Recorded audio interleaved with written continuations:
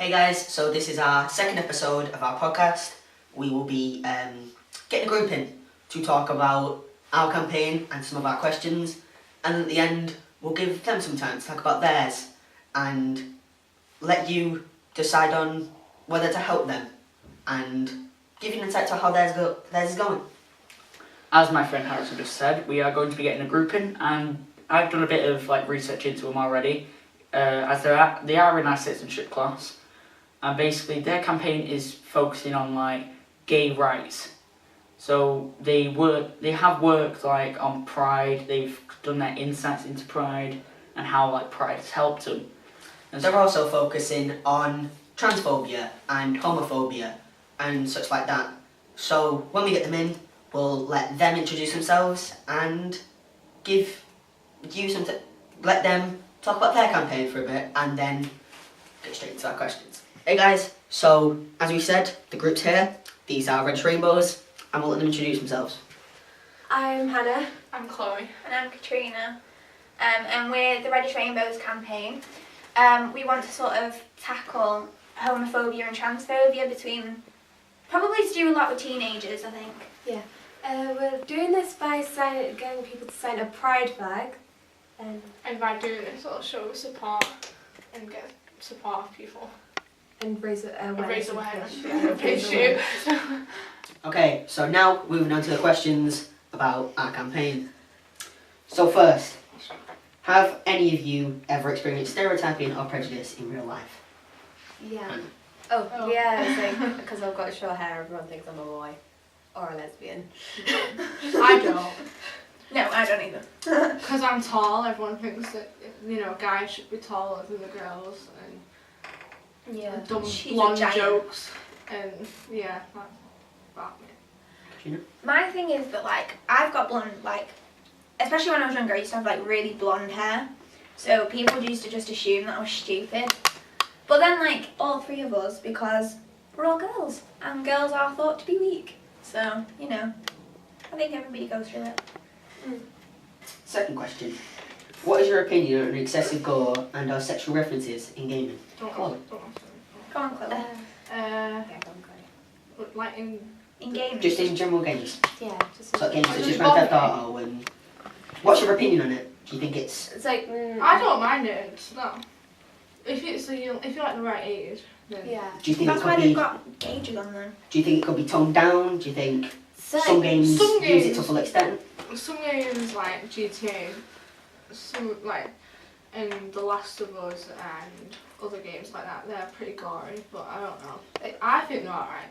If you're 15 then They've got ages on them for a yeah. if you're reason. playing it at the appropriate age then yeah, it's alright. But if you're playing it when you're 10 years old, it's going to obviously influence you. Yeah. It's really hard for me to pass opinion on it because I don't play video games. So, Some of it is a little excessive. Yeah, some. Yeah, What It would doesn't you- bother me. What would you say about the fact that nearly anyone can access it? It's although it does have Yeah. the 18 ratings, you do see, say, Yeah. 7-year-olds Yeah. playing it. A lot of people. I Well, think that It's it's technically breaking the law, just saying. I think that it's not technically the game company's fault or the game developers or whatever. It's not their fault. It's They like put it- parents. It's more just the society, yeah. It's the parents' fault and that. I'm And, not being funny, but if it you've was got my kid, I'd be siblings. like, no. If it was Because my kid. if you because I'm the oldest, and my sisters and friends who have siblings and stuff, and they see their older brothers or sisters playing it, they want to play it and they have access to it. Yeah, I Yeah. mean, Yeah. I guess that's That- the hard thing when you have got older siblings. I'm an only child, so I don't experience that.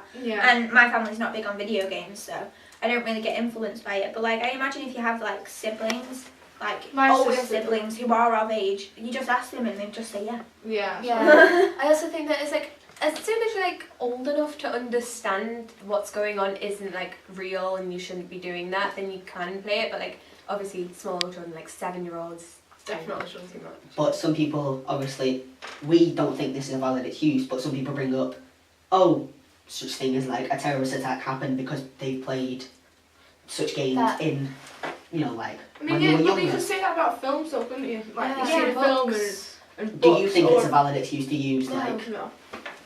Because you see it all the time in films. But I mean, and- you've got the murder that happened with that little kid, because they played a video game and thought that it was Oh, okay. yeah. Yeah. But that's not the I video think it game's was. fault. Yeah. The kids were 10. Yeah. That's not. It's the parents' It's the fault. parents' But fault. at the same point, at the same time, you've got the opposite part of that. That it kind of is the parents' fault because it was a game that was way too old for them Yeah. kids. Yeah.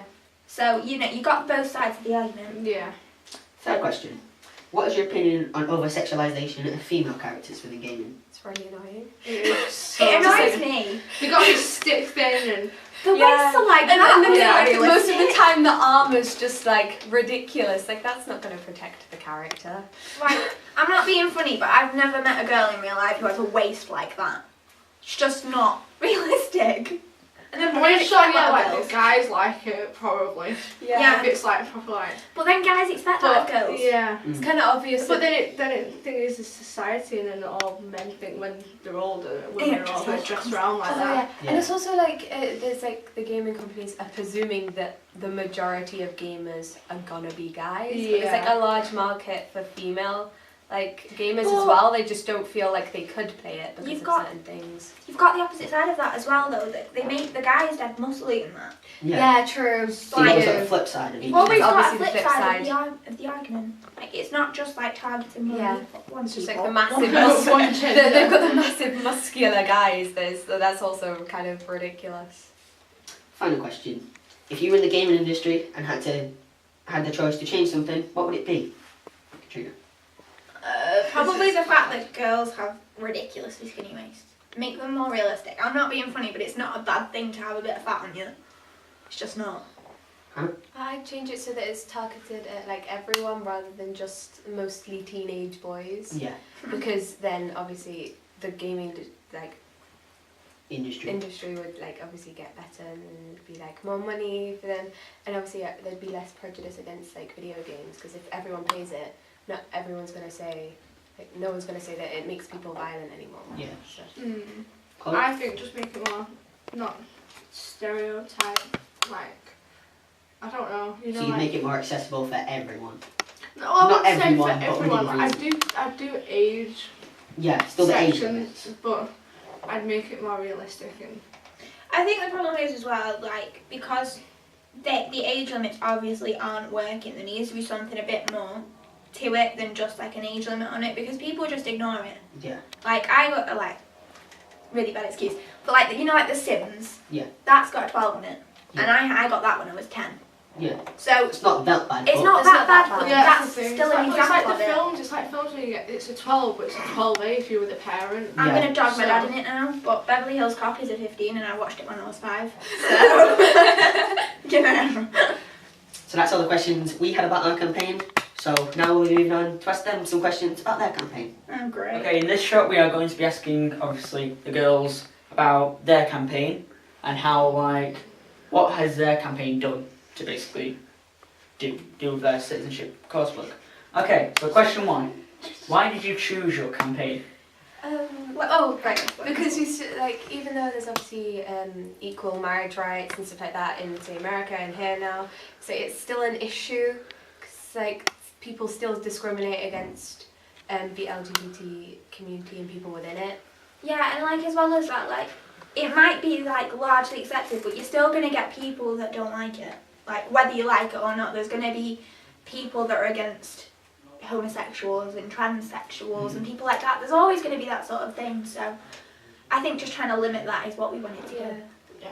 Chloe, do you have a say on this? I chose it because I know people who are like LGBT, and I don't know. yeah, that's mainly why. And like when you hear about things on the news, like you got like the Pulse nightclub thing, Yeah, And all that it's sort of really stuff. touching. Like so it's, it makes you think about it. It's quite relevant. Okay, so from what you've just told me, obviously Chloe's in it because she's got relatives, Yeah. family, friends who are associated with LGBT. Yeah. You're in it because you find it, well, a bad thing. No, not a bad thing, but It's more relevant. yeah, it's Yeah. more relevant than most things out in the media right now. Yeah. Because obviously you've had the nightclub, the shooting at the nightclub and stuff like that. And Hannah, you're, Just discrimination is like because it's just a natural thing. Like Yeah. you can see it in other animal species and stuff. So it's like, why should homophobia happen? Even though it's like Humans. completely natural. Yeah. Okay, so question 2 is, what have you actually done so far for your coursework? As in, like, have you hung posters? Have you done like a little? Obviously, I know you've hung posters because Yeah. you're part of the like Just whole saying that. charity thing. Well, I've ordered a pride flag Yeah. Yeah. for everyone to sign. And Yeah. We got posters. we got posters. We got the pride flag that we've made. We've got. Going around and raising more awareness, and we're getting the local MP in. And we've This got Friday. social media Yeah, accounts social And media and social stuff like that. And to sort of spread the wider message. Okay, so as you said, you're getting your local MP in, and The flag. you've got the flag. So what are you actually planning to do with the flag, and what like points are you trying to get across to Andrew? Because obviously he's a local MP, and he goes to Parliament and stuff like that. Trying to get the point across that it is still an issue, and we'd like to see what like the government and stuff are still doing to tackle homophobia and transphobia. And I think The flag, mainly the idea is that instead of doing like a petition, it's something a bit more creative than a petition, and it's something that you can display. Fair enough, yeah. So it's something that you just, everybody can show their support for it, because it's something that you can just hang up anywhere, and it shows that you support it. Just to like. With a boring piece of paper with signatures on it. Yeah, and Yeah. hate them. just like to emphasise that. We Yeah. did that on in Year 10, me and Harrison, as we did our racism for sport. Yeah. We did banners, Yeah, which people could sign, and obviously, well, we got many signatures instead of just doing a petition, which is just boring, obviously, as we saw it, didn't we? I think you get more impact from something that can be displayed than than just a few scrappy bits of paper. Yeah. Because in the end they mean nothing, but when you've actually got something you can show to people, it's something you can remind people of. Like, you signed this, you said that you would, and it is there in writing. Just out of curiosity, where will you have this flag? We're gonna try and probably within school. Yeah. probably maybe in reception. Okay, People see that reception, as yeah. they come in. Fair enough, yeah.